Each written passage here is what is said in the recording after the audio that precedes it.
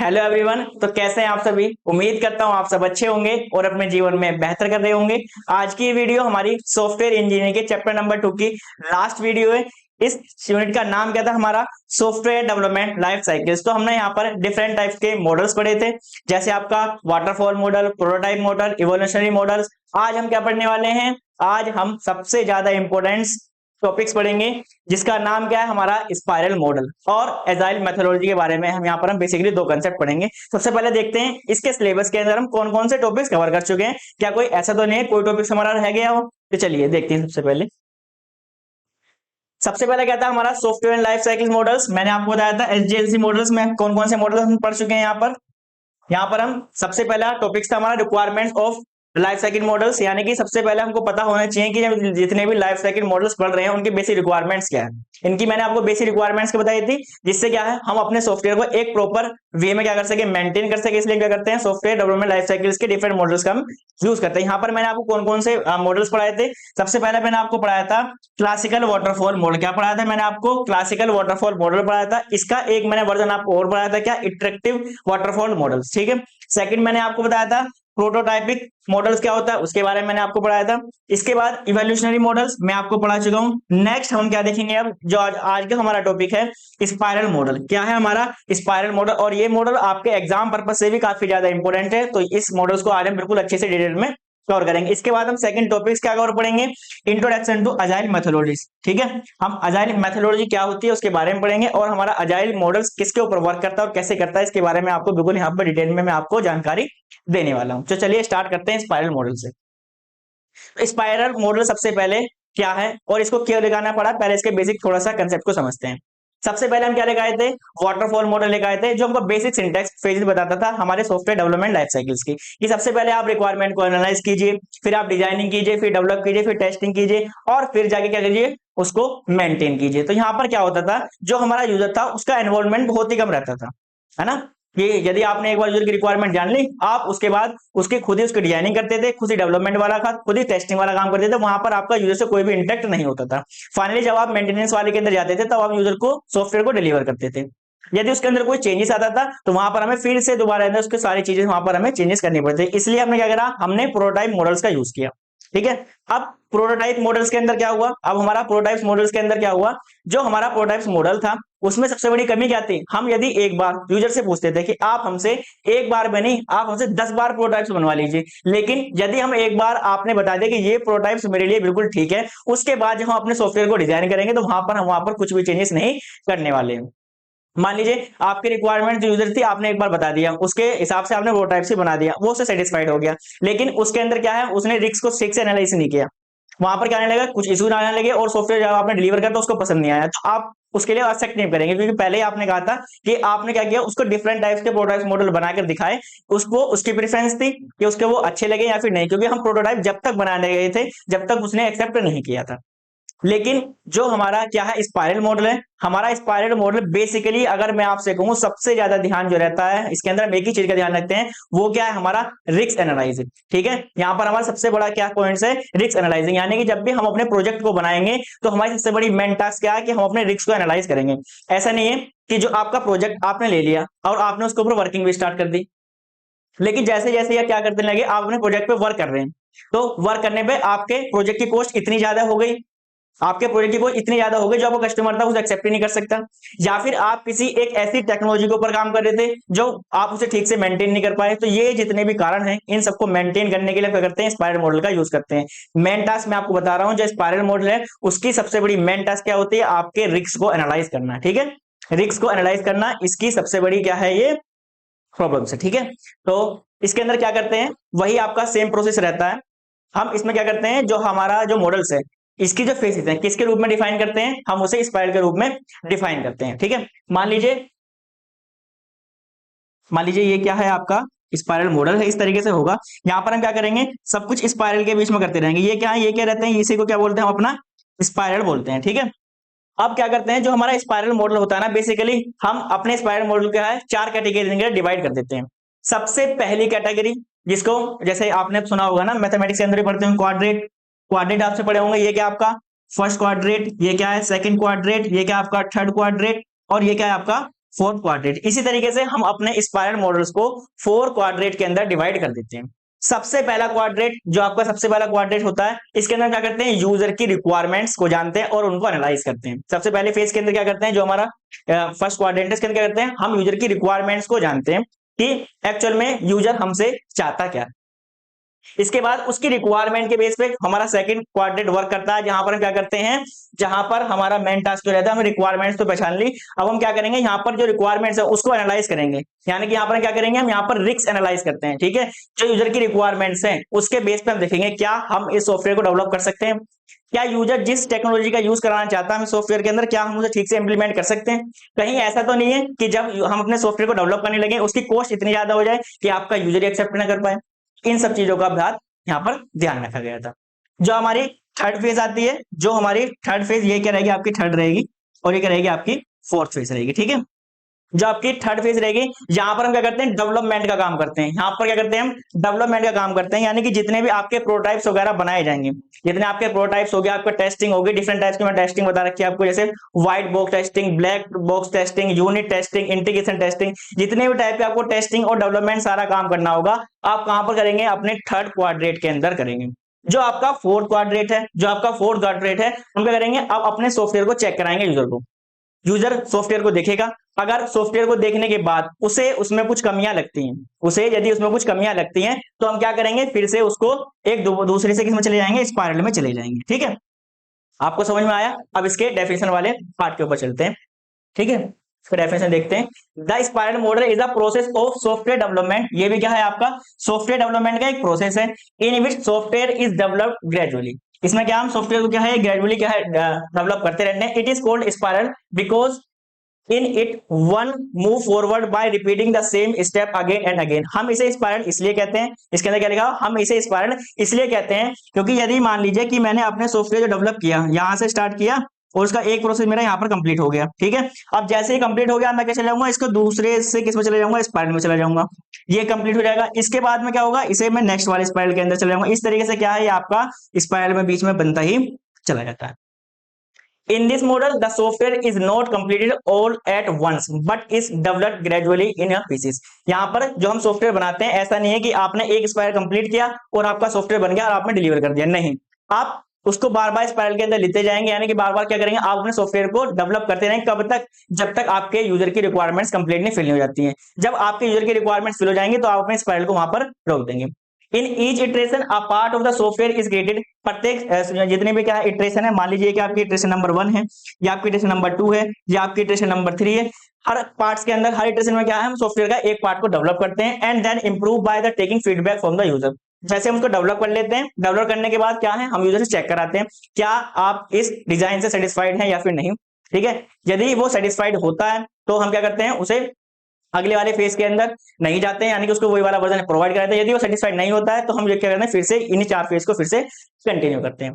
After every stage the possible risk are analyse. जब भी हम अपना एक को कंप्लीट कर लेंगे, मतलब सर्कल को एक स्टेज कंप्लीट कर लेंगे, तो हम क्या करते हैं, उसमें प्रत्येक स्टेज के बाद जो भी रिस्क है, जो भी हमारे रिस्क क्या करेंगे, उसको एनालाइज करेंगे, so that the future problems can be avoided. इससे क्या होगा, यदि हमारे फ्यूचर में कोई प्रॉब्लम्स आने वाली है, हम कर देंगे, वहां पर अवॉइड कर देंगे। आपको समझ में आया। अब इसके मैं आपको कुछ और पॉइंट्स बता देता हूं कि सबसे पहला आपका स्पाइरल मॉडल कब डेवलप किया गया। ठीक है, कब डेवलप किया गया है, आपका 1986 के बीच में क्या किया, डेवलप किया गया था। ठीक है, अब इसको डेवलप किसने किया था। ठीक है, अब इसको डेवलप किसने किया था, यदि आप जानते हैं तो आप मुझे कमेंट सेक्शन के जरूर बताएंगे। ठीक है, मैं यहाँ पर इसको पॉइंट्स को नहीं बताने वाला क्योंकि बिल्कुल बेसिक सा पॉइंट, सर आपको मुझे पता है, पता ही होगा। ठीक है, आप मुझे कमेंट सेक्शन के अंदर बताएंगे सर स्पाइरल मॉडल किसने डेवलप किया था। ठीक है, और मैं आपको एक हिंट दे देता हूं, जैसे आपका वैलिडेशन और वेरिफिकेशन जो किसी बताया था, वो भी किसी यही साइंटिस्ट थे, और कोकोमो मॉडल जिसने डिजाइन किया था, वो भी आपको स्पाइरल मॉडल के डिजाइन करने वाले थे। अब मैंने आपको हिंट दे दिए दोनों कि आपका वेरिफिकेशन एंड वैलिडेशन जिसने बताया था, वही स्पाइरल मॉडल को भी डिफाइन किए। और सेकंड मैं बताता हूं, जिसने कोकोमो मॉडल को डिजाइन किया था, वही आपके स्पाइरल मॉडल के क्या है, इन्वेंटर है। ठीक है, अब आपको जरूर बताना होगा कमेंट सेक्शन के अंदर यदि आपको पता है कि स्पाइरल मॉडल किसने डेवलप किया है। मैंने आपको बता दिया कि कब डेवलप हुआ है, लेकिन मैंने उसका नाम नहीं बताया, नाम आपको बताना होगा। ठीक है, चलिए अब मैं इसे डायग्राम के थ्रू आपको समझाता हूँ। मैंने आपको बताया जो आपका स्पाइरल मॉडल है इसका मेन टास्क क्या है। मैंने आपको बताया जो आपका स्पाइरल मॉडल है इसका एक ही मेन सबसे बड़ी टास्क है क्या, कि रिस्क को एनालाइज करना। और खासकर आपको याद करना है जो आपका स्पाइरल मॉडल है वो किसी भी स्मॉल प्रोजेक्ट के लिए यूज नहीं किया जाता है।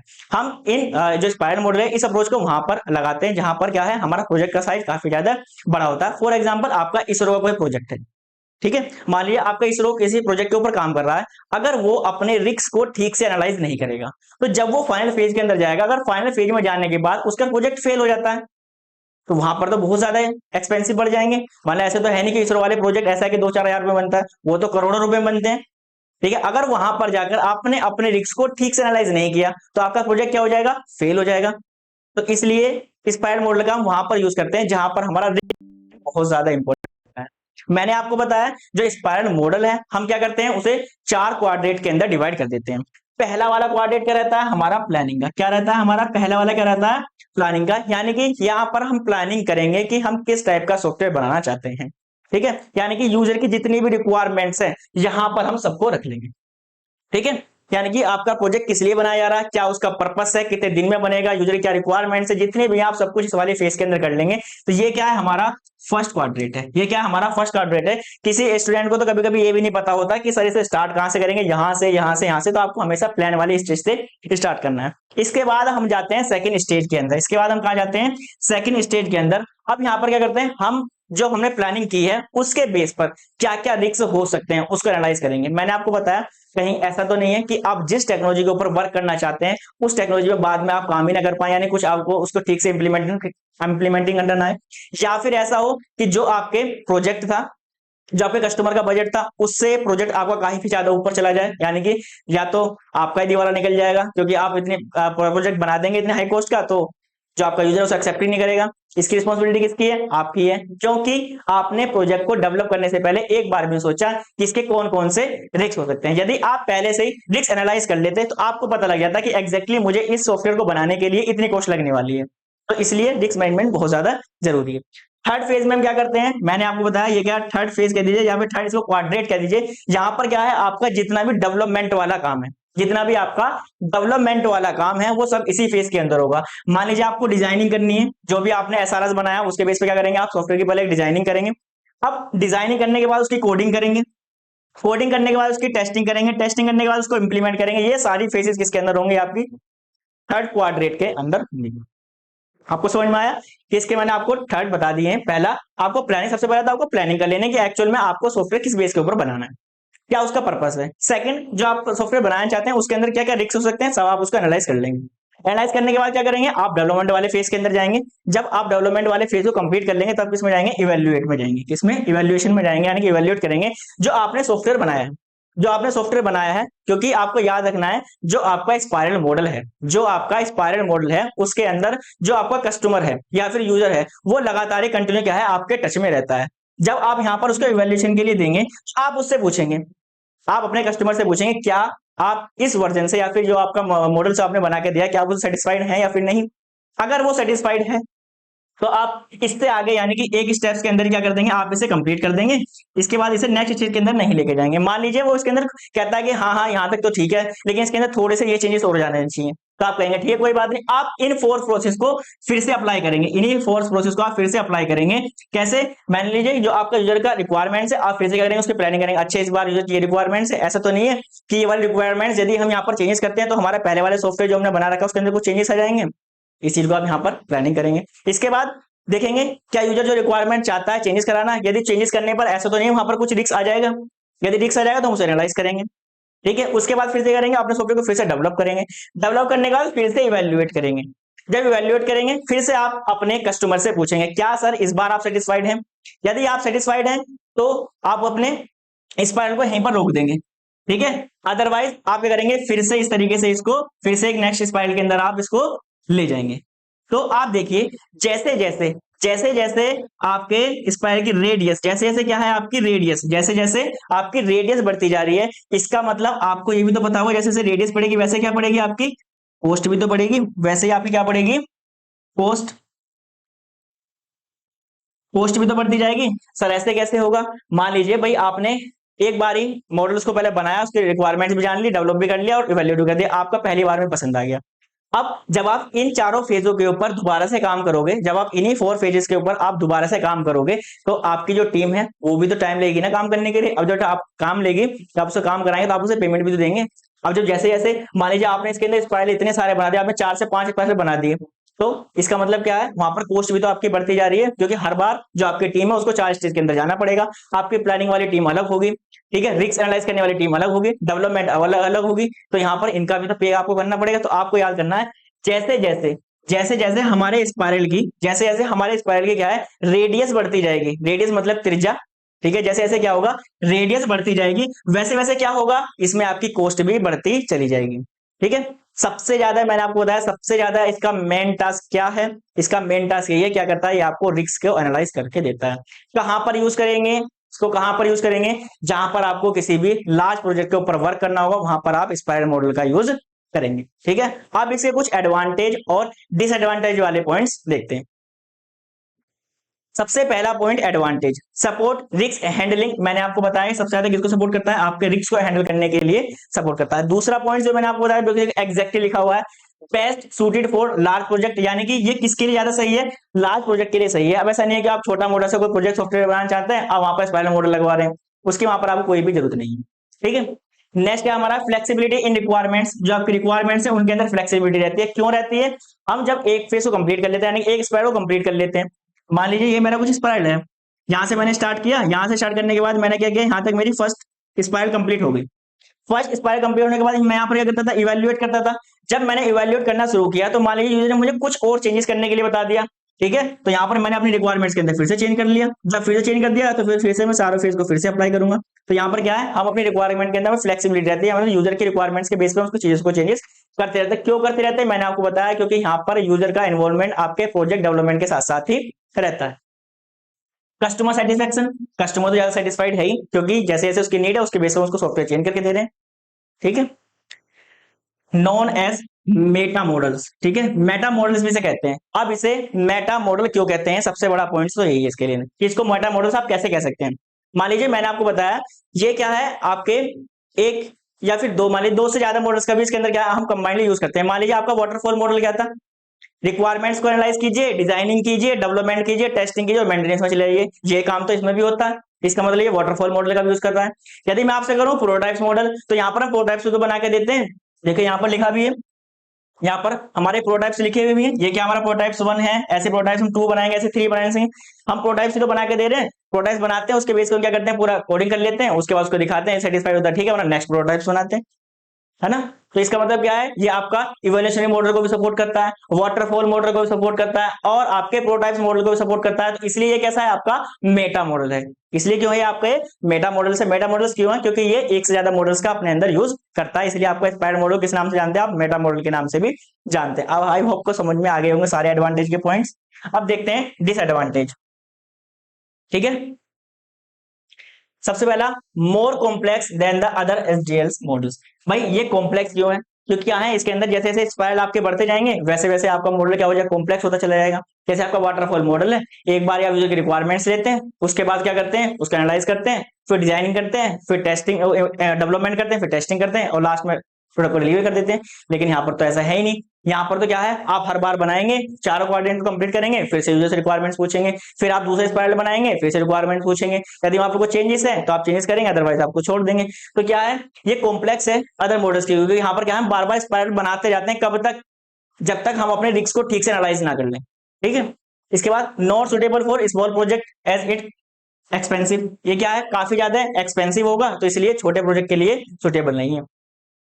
नेक्स्ट पॉइंट क्या है, too much dependent on risk analysis. ये सबसे ज्यादा किसके ऊपर डिपेंड करता है, मैं आपको कितनी बार बता चुका हूं इसे, ये किसके ऊपर डिपेंड करता है, आपके रिस्क एनालिसिस के ऊपर सबसे ज्यादा डिपेंड करता है, ठीक है।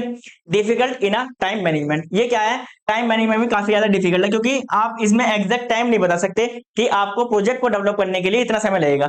वैसे मैंने आपको बताया, हम फर्स्ट स्पाइरल ऐसे कंप्लीट करते हैं, मान लीजिए फर्स्ट स्पाइरल को कंप्लीट करने के लिए हमारे पास 10 डेज लगे, ठीक है। फिर से आपने यूजर से कुछ पूछा, यूजर ने फिर से उसके अंदर कुछ चेंज बता दिया, मान लीजिए 10 डेज फिर से लग गए, फिर से आपने पूछा, फिर से 10 डेज लग गए। तो आप यहाँ पर पहले से फिक्स कर नहीं सकते कि आपके प्रोजेक्ट को डेवलप करने के लिए आपको फिक्स अमाउंट ऑफ टाइम इतना लगने वाला है, तो इसलिए क्या है, इसको डिफिकल्ट रहता है टाइम मैनेजमेंट के अंदर। ठीक है, अब उम्मीद करता हूं कि आपको जो स्पाइरल मॉडल है उसके एडवांटेज और डिसएडवांटेज और उसका बेसिक कंसेप्ट बिल्कुल अच्छे से समझ में आ गया होगा। अब हम देखेंगे एजाइल मेथोडोलॉजी क्या होती है, इसके बारे में हम पढ़ेंगे।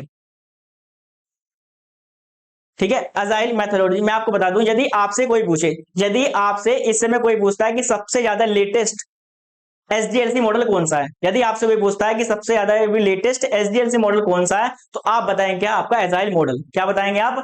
Agile model. क्यों? क्योंकि जितने भी आपका अमेजोन हो गया, आपका फेसबुक हो गया, या फिर गूगल भी, ये सब क्या है, आपका एजाइल मेथड का यूज करते हैं, यानी एजाइल मॉडल का यूज करते हैं। ऐसा क्यों है? क्योंकि एजाइल मॉडल की केवल एक ही बेसिक बात आपको याद रखनी है, वो सबसे पहले क्या करता है, एक पहले से ही प्री डिजाइन बना के रख लेता है। ऐसा नहीं है कि आपको पता है कि आपको एक प्रोजेक्ट बनाना है, अब आपको पता है उस प्रोजेक्ट को बनाने में आपको 1 साल लगेगा, आपको उस प्रोजेक्ट को बनाने के लिए आपने अज्यूम कर लिया कि आपको 1 साल तो लगेगा ही लगेगा। लेकिन यदि आप इस वाले अप्रोच से चलेंगे कि आपको प्रोजेक्ट बनाने के लिए 1 साल बाद ही आप इसका फर्स्ट पेज इंप्लीमेंट करके दिखाएंगे, तो हो सकता है उससे पहले ही, हो सकता है उससे पहले कोई और दूसरी कंपनी उस सॉफ्टवेयर को लेके आ जाए, तो इस समय हो सकता है आपका सॉफ्टवेयर इतना पुराना हो जाए कि उसको यूज ही ना करें। तो जो आपका अजाइल मेथोडोलॉजी है उसके अंदर हम क्या करते हैं, हम सबसे पहले अपने मॉडल्स का फर्स्ट मॉडल निकाल देते हैं, यानी कि हम सबसे पहले सोच लेंगे, अच्छा ये प्लानिंग कर लिया, ठीक है, इसके रिस्क एनालाइज भी कर लिया, डिजाइनिंग भी कर लिया, इंप्लीमेंट भी कर लिया, ठीक है, और लास्ट में इसको लॉन्च भी कर दिया। अब लॉन्च करने के बाद, अब इसको लॉन्च करने के बाद आप क्या करेंगे, यूजर से फीडबैक लेंगे। जैसे जैसे यूजर का फीडबैक आता जाएगा वैसे वैसे हम क्या करते रहेंगे, उसके अंदर चेंजेस करते रहेंगे। जैसे आप फेसबुक मान लीजिए, या फिर आप यूट्यूब समझ लीजिए, जैसे गूगल का एक एप्लीकेशन है यूट्यूब, आपने देखा होगा, जैसे जैसे समय के साथ साथ, जैसे जैसे समय के साथ साथ लोगों की रिक्वायरमेंट्स बढ़ती जा रही हैं, वैसे वैसे वहां पर अपडेट आते जा रहे हैं। ऐसा तो है नहीं उन्होंने पहले से ही सोच लिया था कि हाँ हम अब से 5 से 10 साल बाद क्या करेंगे, यूट्यूब के अंदर सोर्स वीडियो डालना अपलोड कर देंगे। क्या आपने ऐसे सुना था? आपने नहीं सुना होगा ना। अब देखिए जैसे कि सोर्स का उसने देखा ट्रेंडिंग चल रहा है, तो उसने उसके सॉफ्ट के अंदर, यानी कि सॉफ्ट वीडियो का वहां पर उसने ऑप्शन डाल दिया। मान लीजिए इन फ्यूचर कोई अदर फ्यूचर आता है, लिख रहा है यूजर की रिक्वायरमेंट ये है, तो आप फिर से उसको डाल देंगे। ठीक है, आपको याद रखना है कि जो आपका एजाइल मॉडल है सबसे लेटेस्ट मॉडल है। ठीक है, इसके अंदर जैसे आपका गूगल हो गया, मैं आपको फिर बताता हूं, जैसे गूगल हो गया, अमेजोन हो गया, फेसबुक हो गया, ये सभी क्या है, इसी मॉडल्स का यूज करती हैं। क्यों करती हैं? क्योंकि यहां पर हम पूरे प्रोजेक्ट को एक बार में बना के डेवलप नहीं करते, हम क्या करते हैं, यहाँ पर अपने प्रोजेक्ट को एक बार बना के, जितना भी उसका बेसिक काम है उसको बना के हम डेवलप कर देंगे। जैसे जैसे यूजर की रिक्वायरमेंट्स आती रहेगी, हम उसके बेस पे क्या है वहां पर चेंजेस करते रहेंगे। ठीक है, आई होप अब आपको बिल्कुल अच्छे से समझ में आ गया होगा। अब देखते हैं कुछ इसके थ्योरी पॉइंट्स। ठीक है, जो आपका agile methodology is a continuous iteration, repeating of process of development and testing. ये क्या है, आपका एक प्रोसेस है जिसमें क्या है, अपना डेवलपमेंट और टेस्टिंग को कंटिन्यूसली क्या करते रहते हैं, कंटिन्यूसली क्या कर सकते हैं, रिपीट करते रहते हैं through out the software development life cycle of the project. यानी कि जब तक आपका सॉफ्टवेयर जो आपका डेवलप होगा, ठीक है, उसी समय क्या है, आप उसके अंदर टेस्टिंग और डेवलपमेंट वाला काम लगातार कब तक करते रहते हैं, कब तक, जब तक आपका सॉफ्टवेयर डेवलपमेंट की लाइफ साइकिल कंप्लीट नहीं होती है। In this model development and testing activity are running together और आर कॉन्करेंट। ठीक है, यानी कि एक ऐसा मॉडल है जिसके अंदर आपका डेवलपमेंट वाला काम और टेस्टिंग वाली एक्टिविटीज क्या है, वो हमेशा लगातार चलती रहती हैं। जैसे मैंने आपको बताया कि ऐसा नहीं है कि फेसबुक, ऐसा नहीं है कि जो आपका फेसबुक आप इस समय यूज कर रहे हैं उसके अंदर वहां पर कोई भी अपडेशन का काम नहीं चल रहा होगा, वहां पर कुछ ना कुछ अपडेशन वाले चलते रहते हैं। इसका मैं आपको एक रियल वर्ल्ड एग्जांपल और बताता हूं। मान लीजिए आपने एक लैपटॉप परचेज किया है, ठीक है, जो आपने लैपटॉप परचेज किया है, अब जैसे जैसे उस सॉफ्टवेयर के, जो आपका लैपटॉप ले रखा है उसके अंदर जो भी आपका विंडो होगा, जो भी आपका अदर कॉन्फ़िगरेशन होगी, यदि उससे रिलेटिव कंपनी कोई भी अपडेट लॉन्च करती है तो वो आपके सॉफ्टवेयर पर चमक जाता है। ठीक है, आप उसे अपडेट कर लेते हैं। यदि कंपनी पहले से सोच के बैठ जाए कि मुझे अपने इस लैपटॉप के अंदर 50 चेंजेस लेके आने हैं या फिर 1000 बार इसको मॉडिफाई करना है, ठीक है, यदि वो सोच ले कि पहले इसको 1000 बार मॉडिफाई करना है, तो उसको देखिए टाइम कितना लगेगा उसको डेवलप करने के लिए, ऐसा सॉफ्टवेयर डेवलप करने के लिए। ऐसा हो सकता है कि यदि वो इतने उसके अंदर जो चेंजेस लाना चाहती थी उसको लेके आए, उससे पहले कोई दूसरी कंपनी ले आए। तो इससे अच्छा तो ये है ना कि आप पहले बेसिक मॉडल बना के तैयार करके मार्केट में भेज दीजिए, और जैसे जैसे रिक्वायरमेंट्स आती रहे आप उस रिक्वायरमेंट के बेस से क्या है वहां पर उसको चेंजेस करते रहिए। अब मैं उम्मीद करता हूं कि अब अजाइल मेथोडोलॉजी या फिर अजाइल मॉडल के बारे में यदि आपसे कोई पूछता है तो आप बिल्कुल भी डरेंगे नहीं और एकदम बिल्कुल अच्छे से एक्सप्लेन करेंगे, जिस समय मैंने आपको बताया बिल्कुल आपको वैसे ही एक्सप्लेन करना है। अब इसकी कौन कौन सी, मैंने आपको बताया इसके अंदर कौन कौन सी फेस होंगी, वही फेस होंगी। सबसे पहले क्या करेंगे, आप अपनी रिक्वायरमेंट्स को एनालाइज करेंगे, ठीक है, यूजर से रिक्वायरमेंट्स लेंगे और उनको एनालाइज करेंगे। सेकंड फेज में आप क्या करेंगे, डिजाइनिंग करेंगे, किसके बेस पे, अपनी रिक्वायरमेंट्स के बेस पे। थर्ड फेज में क्या करेंगे, आप इटरेशन करेंगे। उसी फेस को, किसको, आपकी डेवलपमेंट वाली को बार बार आप इटरेट करते रहेंगे। इसके बाद करेंगे टेस्टिंग करेंगे, टेस्ट कर लिया आपने, क्या करेंगे, डेवलपमेंट करेंगे, उसके बाद करेंगे लास्ट हमारा सबसे ज्यादा इंपोर्टेंट क्या, फीडबैक। जैसे ही फीडबैक मिलेगा, यानी कि यूजर अब इस सॉफ्टवेयर के अंदर ये वाली रिक्वायरमेंट चाहता है, अब वहां पर जैसे क्या करते हैं उसमें चेंजेस कर देंगे, फिर से दोबारा प्रोसेस चल जाएगा। ठीक है, अब इसको एक डायग्राम के थ्रू समझते हैं। सबसे पहला आपको क्या करना है, मैंने आपको बताया, सबसे पहले आप क्या करेंगे, प्लानिंग करेंगे। क्या करेंगे आप, प्लानिंग करेंगे। जब आपने प्लानिंग कर ली है तो आप क्या करेंगे, अपनी जो आपकी रिक्वायरमेंट्स को क्या करेंगे, एनालाइज करेंगे। जब आप अपनी रिक्वायरमेंट्स एनालाइज कर लेंगे, जब आपने अपनी रिक्वायरमेंट्स उसको एनालाइज कर लिया, तो आप क्या करेंगे, डिजाइन करेंगे। डिजाइन कर लेंगे, जब आप इसको डिजाइन कर लेंगे तो आप क्या करेंगे, डेवलपमेंट करेंगे। ठीक है, अब जब आप इसकी डेवलपमेंट वाला काम भी कंप्लीट कर लेंगे, तो यहां पर क्या करेंगे, फीडबैक लेंगे यूजर से। डिप्लॉयमेंट डाल देता हूं यहां पर। अब यहां पर क्या है, फीडबैक। अब मैं इसको आपको बिल्कुल एकदम अच्छे से समझा दूंगा, अब आपको एकदम बिल्कुल ये अच्छे से समझ में आ जाएगा।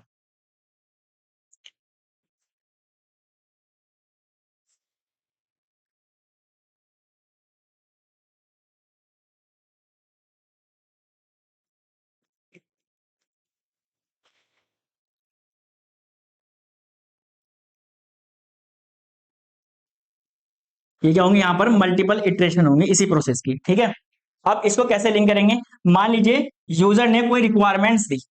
ठीक है, कोई सॉफ्टवेयर उसको बनवाना था, आपने उसके सॉफ्टवेयर पे सोच लिया, अच्छा ये सॉफ्टवेयर है, आपने उसकी प्लानिंग कर ली। अब प्लानिंग करने के बाद आप क्या गए, रिक्वायरमेंट्स के ऊपर गए, यूजर की रिक्वायरमेंट्स पूछी, उनको एनालाइज किया। अब यूजर की आपने सारी रिक्वायरमेंट को एनालाइज भी कर लिया, तो आप किसके अंदर गए, डिजाइनिंग फेज के अंदर गए। आप किसके अंदर गए, डिजाइनिंग फेज के अंदर गए। जब आपने अपने प्रोजेक्ट का डिजाइनिंग कर लिया, तो आप क्या करेंगे, उसको डेवलप करेंगे। अब तो आप डेवलपमेंट वाली फेज के अंदर चले गए, यानी कि यहाँ पर आपका जितना कोडिंग वाला काम होगा, टेस्टिंग वाला काम होगा, सब इसी के अंदर यहाँ पर आ जाएगा। उसके बाद हम क्या करेंगे, उसके बाद हम क्या करेंगे, जो हमने डेवलपमेंट किया उसको क्या करेंगे, हम यहाँ पर डिप्लॉयमेंट करेंगे, यानी कि यूजर को उसे डिलीवर कर देंगे। अब डिलीवर करने के बाद हम क्या लेंगे, उससे फीडबैक लेंगे। क्या लेंगे, उससे फीडबैक लेंगे। अब फीडबैक लेने के बाद यही होगा, या तो या तो उसको एक्सेप्ट कर लिया जाएगा, या तो आपके सॉफ्टवेयर को एक्सेप्ट कर लेंगे, या फिर क्या होगा हमारा, नॉट एक्सेप्टेड। मान लीजिए यदि आपका सॉफ्टवेयर एक्सेप्टेड नहीं हुआ, तो आप किस में चले जाएंगे, फिर से प्लानिंग फेज के अंदर चले जाएंगे। ठीक है, प्लानिंग फेज के अंदर चले जाएंगे, आप फिर से क्या करेंगे, इसके अंदर कुछ चेंजेस करेंगे।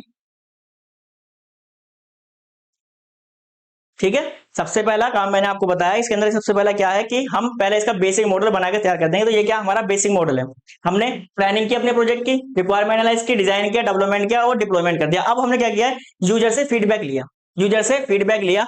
यदि यूजर इस वाले डिजाइन से सेटिस्फाइड है तो एक्सेप्ट कर लेगा, अदरवाइज क्या करेगा, फीडबैक देगा, हम उसके अंदर क्या करेंगे, फिर से चेंजेस करेंगे, फिर से हम स्पेस के अंदर आएंगे। ये क्या है, यहाँ पर क्या है, मल्टीपल इटरेशन। क्या है हमारे पास, मल्टीपल इटरेशन क्या है, चलती रहेंगी कब तक, जब तक हमारे पास सॉफ्टवेयर रहेगा। जैसे मैंने आपको बताया, जैसे स्टार्टिंग में आपका यूट्यूब था, स्टार्टिंग में जो आपका यूट्यूब था, क्या वो आज भी वैसा ही है जैसे पहले था, नहीं ना। सबसे पहले उसने बेसिक स्ट्रक्चर बना के दे दिया कि यहाँ पर आप वीडियोस अपलोड कर सकते हैं, देख लीजिए। फिर उसने फिर से अपने अंदर कुछ मॉडिफाई किया कि आप यहाँ पर आप शॉर्ट वीडियो बना सकते हैं। ठीक है, अब हो सकता है फ्यूचर में कोई और आएगा, तो वहां पर उस चेंजेस को भी किया जाएगा। तो पहले तो बेसिक मॉडल ले दिया, उसके बाद जैसे जैसे यूजर की रिक्वायरमेंट्स आती जा रही है, वैसे वैसे वहां पर हम चेंजेस करते जा रहे हैं। उम्मीद करता हूं कि अब आपको चीजें अच्छे समझ में आ गई होंगी। अब इसके एडवांटेज एंड डिसएडवांटेज वाले पॉइंट्स और देख लेते हैं। बात करते हैं एडवांटेज की। तो एडवांटेज क्या है, it is very effective among all other methods. ये क्या है, आपका जितने भी हमने मेथड्स यानी कि मॉडल्स पढ़े हैं, उन सब मेथड से सबसे ज्यादा आसान मेथड और सबसे ज्यादा इफेक्टिव ही यही है। क्योंकि उन सब में क्या था, हम पहले प्रोजेक्ट को कंप्लीटली डेवलप करने के बाद यूजर को डिलीवर करते थे। उसके अंदर क्या था, हमारा काफी ज्यादा टाइम कंज्यूमिंग प्रोसेस था। मान लीजिए आपका प्रोजेक्ट ही ऐसा है कि इसको बनाने के अंदर ही 5 साल लगेंगे। 5 साल बनाने के बाद यदि यूजर की रिक्वायरमेंट्स आती है, तो उसके अंदर फिर से आपको मॉडिफाई करने पड़ेंगे। इससे अच्छा तो है कि आप पहले उसका बेसिक मॉडल बना के दे दीजिए, और जहां पर यूजर की रिक्वायरमेंट्स आप उसे चेंज कर लीजिए, सिंपल। इसके बाद इजी टू मैनेज, इसको मैनेज करना भी आसान है, क्योंकि जैसे जैसे रिक्वायरमेंट्स आ रही है, हम फीडबैक के हिसाब से वहां पर चेंजेस करते जा रहे हैं। Change get any stage of the process are हाँ, कैटर्ड इजीली, यानी कि आपको किसी भी फेज के अंदर चेंज करना है, आप वहां पर आसानी से चेंजेस कर सकते हैं। Provide more flexibility to developer, ये क्या है, आपके डेवलपर को क्या है, ज्यादा फ्लेक्सिबिलिटी प्रोवाइड कराता है, क्योंकि आपका डेवलपर पहले एक बार बेसिक स्ट्रक्चर बना के देता है और फिर जैसे जैसे रिक्वायरमेंट्स आती रहती हैं वहां पर उसको चेंज करता है। अब ऐसा नहीं है, उसको एक बार में बता दिया कि आपको इतने सारे फीचर इसके अंदर इनबिल्ट करने हैं, तो उसके लिए काफी टिपिकल टास्क है। आप उसे रोज एक टास्क देंगे, उसके बाद चेंज कराते रहेंगे, तो वो भी खुश रहेगा। यदि आपको बता दिया जाए कि आपको सारे काम आज ही करना है, या फिर आपको सारे जो आपके फीचर्स हैं आपको इसके अंदर इनबिल्ट करके देंगे, तो पहले आप कंफ्यूजन में हो जाएगा, तो वहां पर वो क्या रहेगा, ज्यादा खुश नहीं रहेगा। लेकिन इसके अंदर क्या है, यूजर ज्यादा फ्लेक्सिबल रहता है, यानी कि उसको ज्यादा काम करने का सही रहता है, क्योंकि जैसे जैसे यूजर की रिक्वायरमेंट्स आती रहती हैं वैसे वैसे वहां पर उस बेसिक स्टेज के अंदर चेंजेस करता रहता है। लिमिटेड रिसोर्स रिक्वायर्ड, इसके अंदर क्या है, लिमिटेड रिसोर्स रिक्वायर्ड रहती हैं। लेकिन सर इसका डिसएडवांटेज क्या है, ठीक है, लेकिन सर इसका डिसएडवांटेज क्या है, तो आपको दो मेन डिसएडवांटेज इसके याद रखें। सबसे पहला क्या है, नो डॉक्यूमेंटेशन।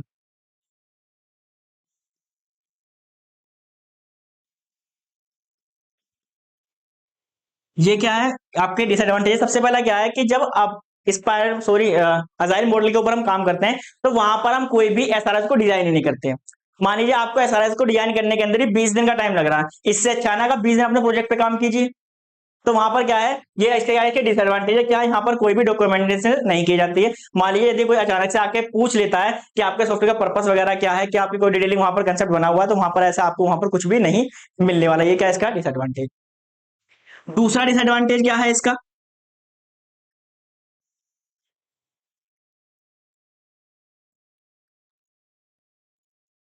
इसका दूसरा एडवांटेज क्या है, मेंटेन प्रॉब्लम।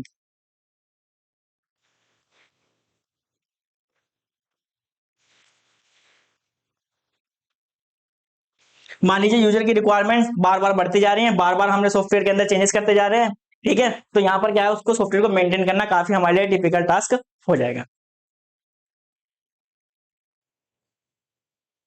तो उम्मीद करता हूं कि आपको कंप्लीट वीडियो ये पसंद आएगी।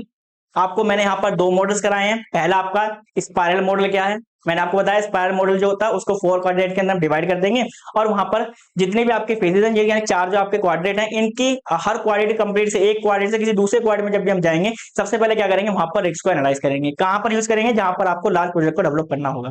इसके बाद मैंने आपको बताया अजाइल मेथोडोलॉजी क्या होती है। ये एक ऐसा कंसेप्ट है जहां पर हम किसी भी प्रोजेक्ट का केवल बेसिक मॉडल तैयार करके दे देते हैं, और फिर जैसे जैसे यूजर की रिक्वायरमेंट्स आती रहती हैं, फीडबैक आता रहता है, उसके बेस पे वहां पर चेंजेस करते रहते हैं।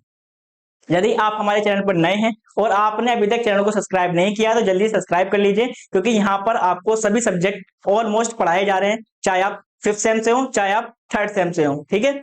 और वीडियो को लाइक और शेयर करना बिल्कुल भी मत भूलिएगा। मिलते हैं आपसे नेक्स्ट वीडियो के अंदर, तब तक के लिए बाय बाय।